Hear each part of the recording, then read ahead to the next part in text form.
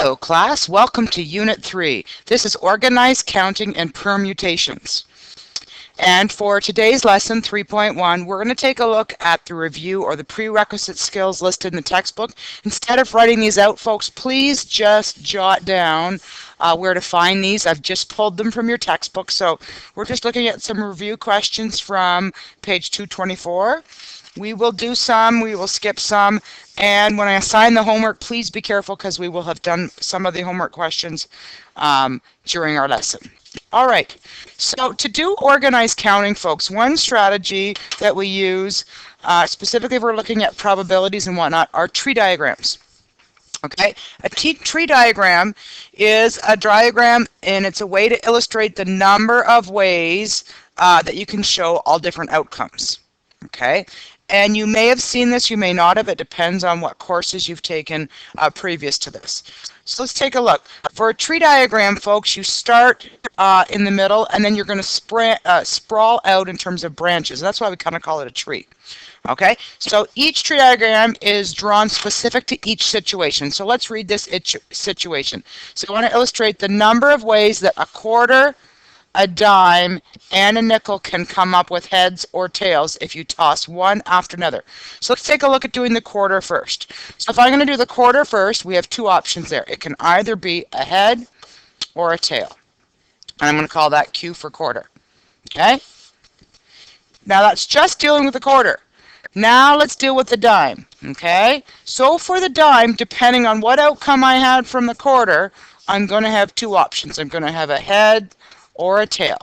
Head or a tail. And that's going to be for the dime. Okay? And then we're going to do, lastly, we'll do the nickel. Okay? And again, for the nickel, for each outcome, depending on what we had originally, there's always going to be a heads and a tails. Heads and a tails. Okay? And you write that all the way down. Okay? And that is for the nickel. Okay, so it's an organized diagram. It's called tree diagram because things branch off and fork off. Okay, and the purpose of doing it is to list all the outcomes. So if I had more room, I'm just going to write it out here. Outcomes. Actually, I'll put it to the side, and if you can fit it in there, I forgot to leave enough space here. I didn't leave enough space. So I'll write outcomes. I'm going to show you how to list all the outcomes. Okay, I'm going to grab a highlighter to get us started, and hopefully, let's see if it will work. Okay, so I start at my first start where I branch off, and I always go from the highest and then work my way down. So the first one, if I go as high as I can, is going to be an outcome of heads, heads, heads. Okay, so all three coins had heads. Then I'm going to do the next highest. So I'm going to go up. Up, I can't go up that one because I've already done that one. So the next one's going to be heads, heads, tails. Okay, and then you keep following, work your way down. So it's going to be heads, tails, heads, heads, tails, tails. Okay, and then we are done with starting with the heads now. So we got to go tails. So tails, heads, heads, tails, heads, tails. And then we have to go tails, tails, heads, and tails, tails, tails. Okay? And then we always put down the number in the sample space equals 8. So there's 8 possible outcomes you can have. Okay? So you could always show a tree diagram or realize that there's 2 possible outcomes for a coin, each coin. And so 2 for the quarter, 2 for the dime, and 2 for the nickel, which equals 8 possible outcomes. Okay? All right. Number 2, draw a tree diagram to illustrate the possible outcomes of tossing a coin and rolling a 6-sided die. How many possible outcomes are there? Okay, so let's draw the tree diagram around, down below. Okay, I'm just going to make a little bit more room here for me. Okay, so you can still see the question. Okay, so we're going to start in the middle. I'm going to do the coin first, so I'm going to go heads, and then I'm going to go tails. Okay, so that deals with the coin part. Okay, But the other thing is to now roll the six-sided die. So from each outcome from the coin, I'm going to draw 6 branches. 1, 2, 3, 4, 5, 6. Try if you can to keep it nice and lined up. It'll be easier when you try to count them or try to label them. 1, 2, 3, 4, 5, 6. So this is going to be the die that you roll. Okay, so the outcomes are 1, 2, 3, 4, 5, 6. 1, 2, 3, 4, 5, and 6. So they're lined up nice and neat. Okay, and then what we want to do is list the possible outcomes. So I have room this time to put the title outcomes up top. Okay, and then so if I, again, follow the strategy, start up as high as I can go, the first one is going to be heads in a 1, then heads in a 2, heads in a 3, heads in a 4, heads in a 5, heads in a 6. Then we're done with that. Then we do tails 1, tails 2, tails 3, tails 4, tails 5, and tails 6. So how many total outcomes do we have? You can count them all up, and you'll say number in our sample space equals 12. Okay? Or another way, if they don't ask you to draw it, you could say number of outcomes equals the number of coin outcomes times the number of die outcomes. It's called the multiplicative property. You will learn about it a little bit later. I'm just introducing it to you so it makes sense. So number of possible outcomes on a coin is 2. Okay, times the number of possible outcomes on a die is 6. So that gives you a 12 total. Okay, awesome. Okay, now we're moving into some patterning. Let's take a look at number 3, number patterns. The manager of a grocery store asks a stock clerk to arrange a display of canned vegetables in a triangular pyramid. Many of you I know I've seen in the past have worked at grocery stores from CHSS and just wondering, hey, have you ever had to do this? That'd be cool. Okay, so what we want to do is we want to assume that cans are all the same size and shape so that they'll stack easily. Okay, so if we have one layer, or the top layer, folks, it's got 1, right? And then when you add a second layer, the top layer is 1, and then to make a pyramid, you put 3 more down below. So that's 4 total, right? So we start with 1 on the top, 4 total, which means 3 on this layer, 1 here, right? So it's going to be 1, 3, and then there's going to be a total of 6 in this one, right? So we're going to follow this patterning, and we are going to create a table to help us to answer A. How many cans is the tallest pyramid? So how many cans high is the tallest pyramid that a clerk can make with 100 cans of vegetables? Okay, so 100 cans. Okay, so well, first of all, let's start with our base number. Now, how many bases do we have? Okay, and then we want to get that base total. Okay, and then we're going to do a pyramid total. And this again is a way to organize your data. I'm just going to use a simple chart, which I'm going to have to make longer as we go. Okay, so please leave room because we're going to be going through this. I'm just trying to show you the diagram on here. So base 1, folks, is what we call the top layer, okay, which is this one right here. Okay, so the total in that base is 1, which means in the pyramid, if we just had that 1 can, the total is 1. Okay, let's go to base 2. So base 2, folks, is this part right in here, from here to here, just this part. Okay, so it's the second one. Okay, how many cans are in it? 3. So a total of how many? 4. So what we're going to be doing, folks, is we're going to take the total from the previous and add the new base total to equal the new pyramid total. Okay, so follow that patterning down. Okay, let's try the next one. Okay, so let's try this one here. So we've got the third base, okay, base number 3 in order, going from top to bottom. How many cans are in that? There are 6. So to find the total, you take the 4 from the previous, add the 6 to give you the 10. You guys seeing the pattern? Okay, now I'm going to scoot it up. We're not going to draw any more diagrams. We're just going to see if we can figure this out. Okay, so I'm going to extend my table. Okay, all right. So if we had base 4, we are now going to have 10 on there, folks. Okay, and 10 cans plus 10 cans gives you 20. Okay, and if you're wondering, hey, how do I know 10? I take the previous total and I add the new base. I take the previous that I had before and I increase it by whatever the next base is. Okay, so 3 plus 3 gave you 6. 6 plus 4 gives you 10. Okay, let's try and see if you can do the next one. So if I have 5, folks, okay, how many cans are going to be on that 5th row to make it a pyramid? It's going to be 15. Remember, 10 plus 5 is 15.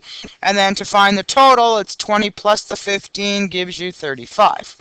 Whew, we're only at 35 cans, but each row is getting bigger, guys. So we're still going to keep developing this pattern. So 6. We're on row base 6. That's going to be 21 cans now. And that's going to be 56. Okay, look that, we're already halfway through, but it's going to go faster and faster here. Okay, so on base 7, I'm going to have 28 cans now. Add those together, and look, I'm already at 84. Awesome. Okay, base 8, so we're got 8 stacks high now. Okay, and 8 plus 28 is 36. And it's 120. So, whoa, that's where, guess what? That's where it's too much. Okay? So, in order to get a pyramid, 8 cans high, or 8 levels, is too much, so we're going to have to go with 7. Okay? So, therefore, 7 cans tall. Okay? Will give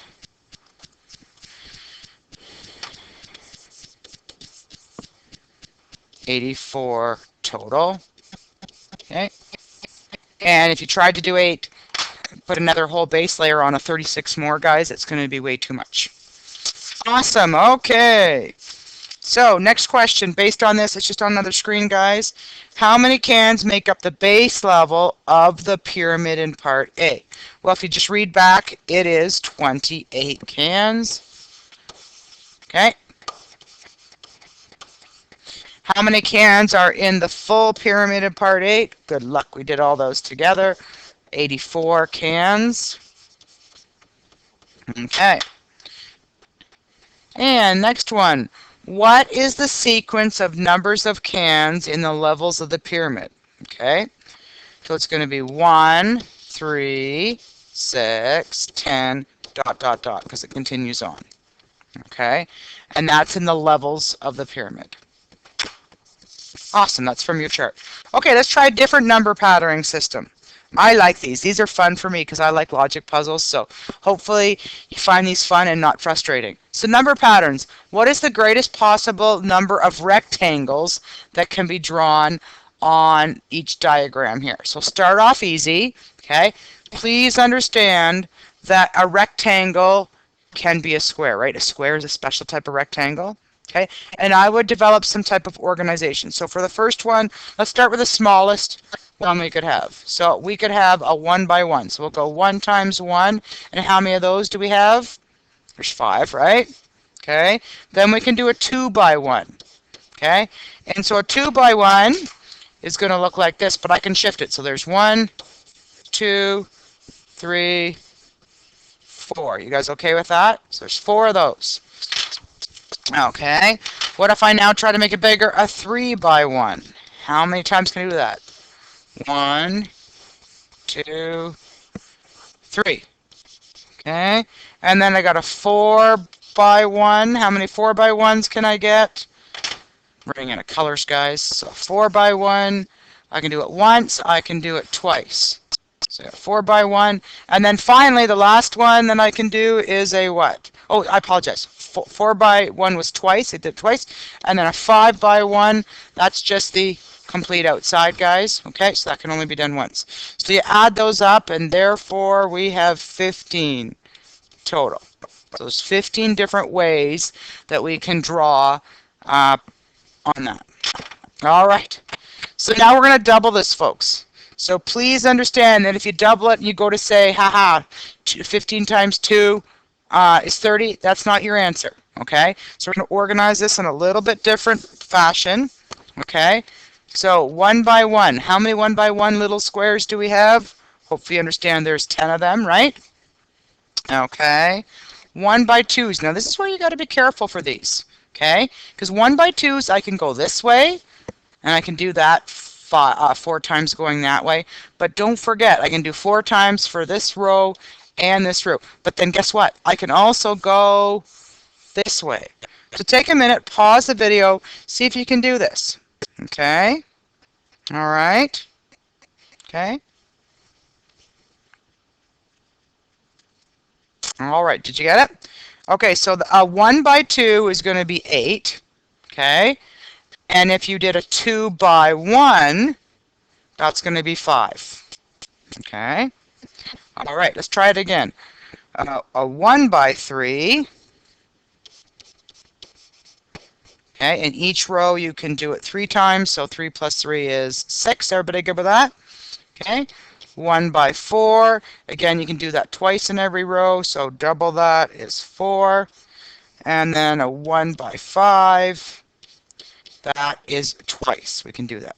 But be careful here because we've got more to do.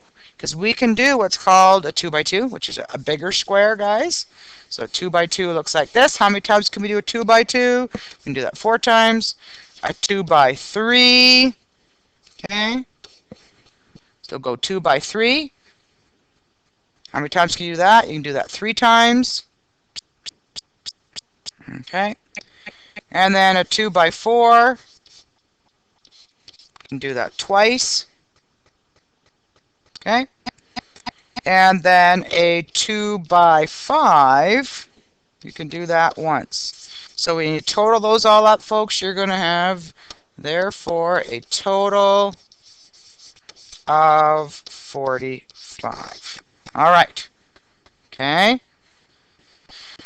Now, let's take a look at, I'm going to leave C and D for your homework. I'm going to see if you can keep the same organization, see if you can get that. Okay. Now we're going to move on to some evaluating of expressions. We're going to do some of them and not all of them. Okay. So let's look at number 5. It says, evaluate each expression given x equals 5, y equals 4, and z equals 3.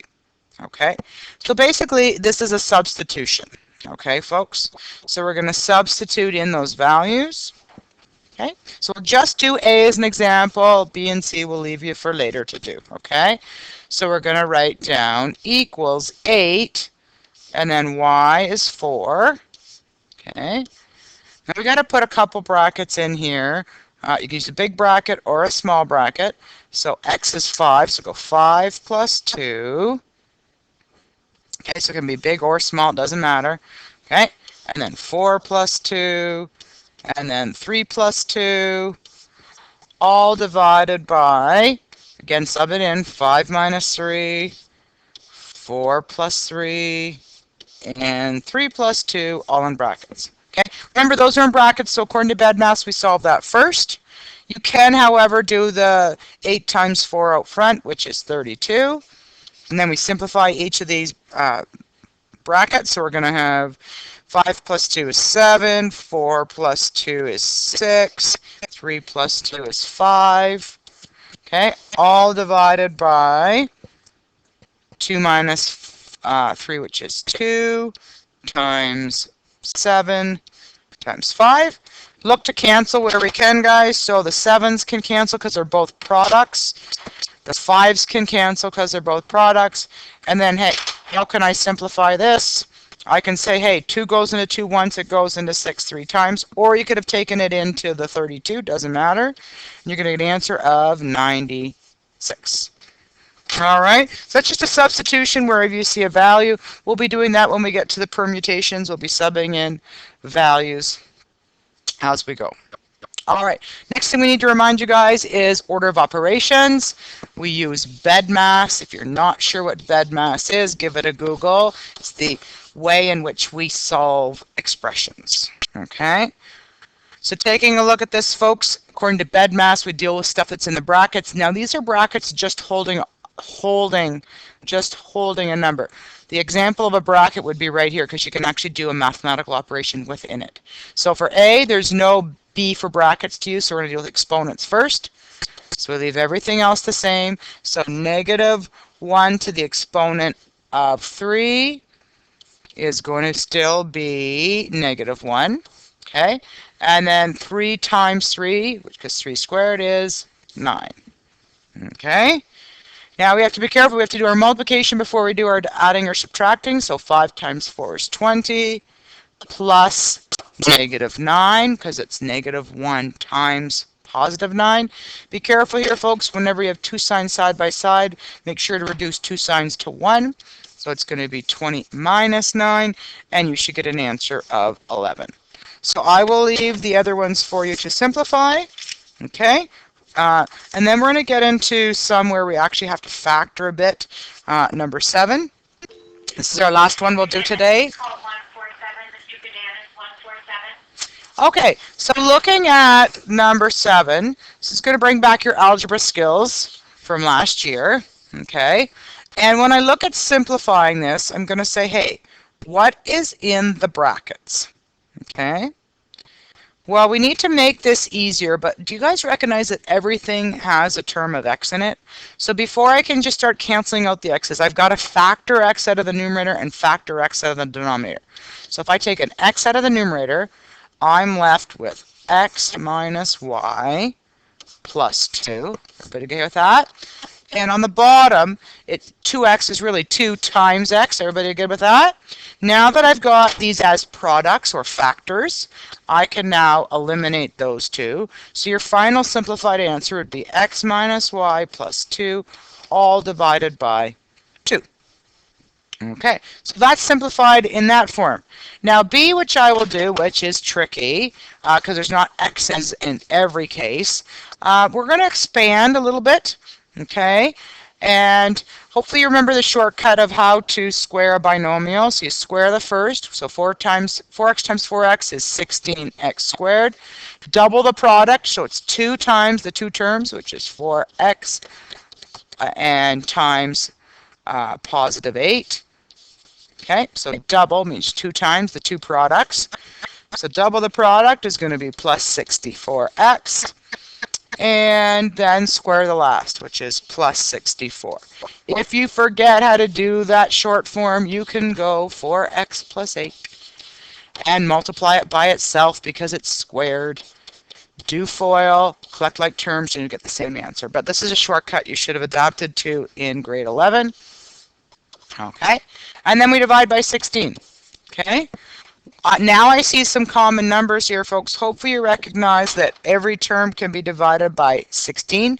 And again, before I can just start canceling it out, I have to make the denominator is 16, so that's fine. But the numerator, I have to get 16 as a complete factor. So I'm getting a common factor out of 16 out of every term. So when I common factor 16 out, I'm going to be left with x squared plus 4x plus 4. Okay, now that I've got it separated as a product or as a single factor or an isolated factor, now I can simplify. So it's just going to be x squared plus 4x plus 4. All right, folks, these are your homework questions. Some, again, we've done in class, and so make sure you don't have to do them over again. So page 224, keep continuing, do 1, 2, 4 to 7, and many we've already done. Okay? Have a great day, folks, and see me if you need any help. Namaste.